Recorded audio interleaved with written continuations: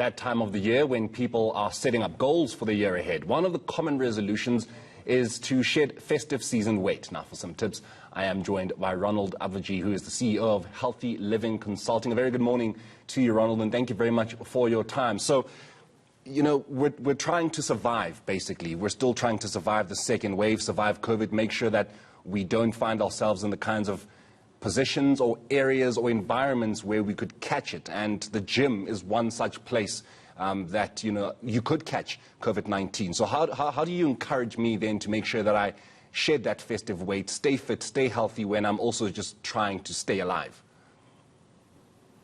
You know, the reality is that many of us never expected last year to be what it was. However, the reality is that we have a new opportunity right now. It's a new year. It's into a new decade. 2021 is on our calendar, but we need to be real.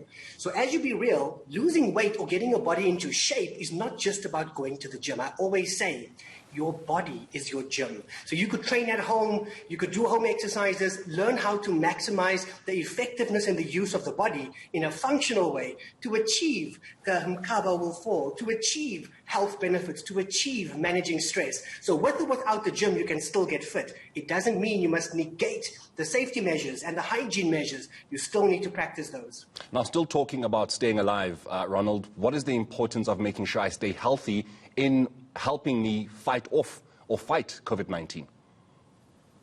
I love that question. And, you know, as we look at the World Health Organization, they are promoting physical activity. Number one is physical activity allows your body to prepare itself for anything that it may come that it may face. So one is the physical issues regarding strength, functionality. The second issue is your lung capacity, your breathing, your cardiorespiratory rate. The third thing that many people negate is that it allows your body to mitigate stress. So the physical impact of stress and really worrying about COVID-19, worrying about one's finances, worrying about so much that the environment of COVID-19 has brought to the party is something that can be tackled. So physical activity is critical. And when we look at physical activity, children under the age of 5, as active as possible. Adults and teenagers older than 18 years old, you should aim for at least 150 minutes of moderate intensity exercise and aim for 75 minutes of vigorous intensity. That'll help you manage the physical area of your well-being, to be strong, to be fit, to be healthy, and manage stress as well.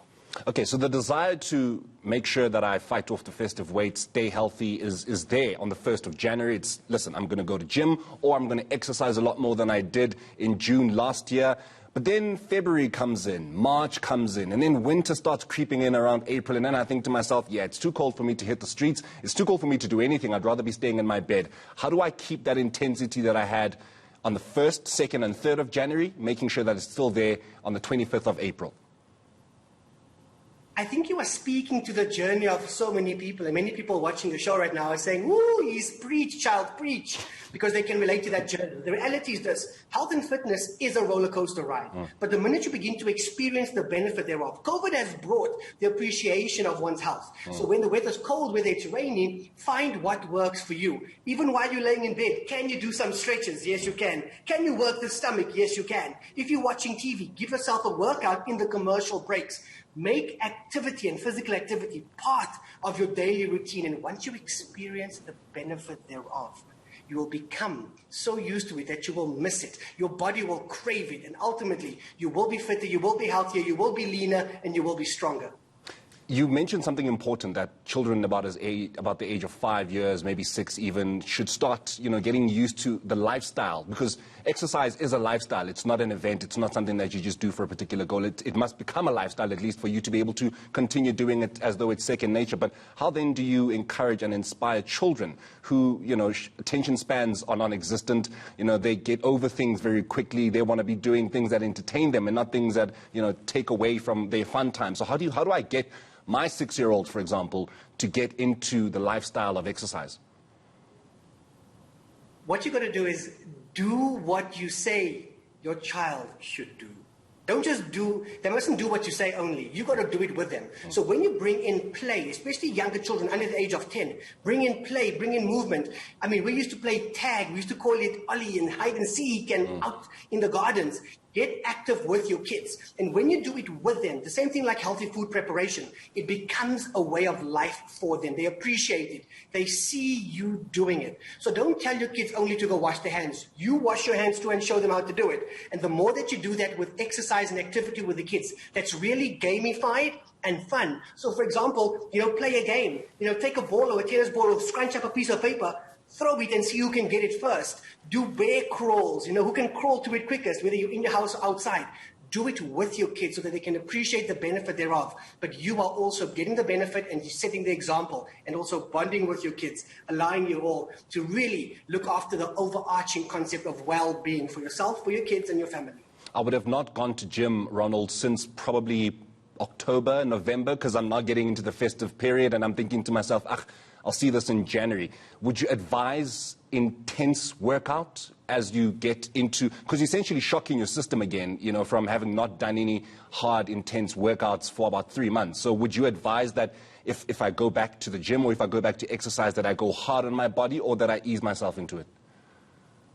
Oh, no. It's gradual. Just as quickly as what your body can gain muscle, get fit, your body can lose it just as quickly. It's a machinery, and you need to be consistent with that machinery in order to push the body harder and get stronger. If you do too much too quickly and you really go in with a workout that you could do 3 months ago, you will hurt your body, you will injure the body. Don't get me wrong, you will still be a little bit sore after the workout, even if it is a basic workout, because that's called delayed onset muscle soreness, allowing your body to recuperate and regenerate muscle fibers after you've hurt it and damaged it. That's how your body gets stronger with the muscles. But you got to start off slowly. Start off with baby steps and build into it gradually. Trust me, I know it's going to frustrate you, but you will benefit in the long run by really minimizing your risk of injury and maximizing your body's potential, your body's fat burning potential, muscle building potential, and fitness potential. Ronald, thank you so much for your time this morning. That is Ronald Abvajee, who is the CEO of Healthy Living Consulting. Of course, he's saying that ease yourself into the training. Yes, you want to make sure that you shed that weight as quickly as possible because, you want to make sure that you're looking good by the time we hit March, but don't be too hard on yourself. That's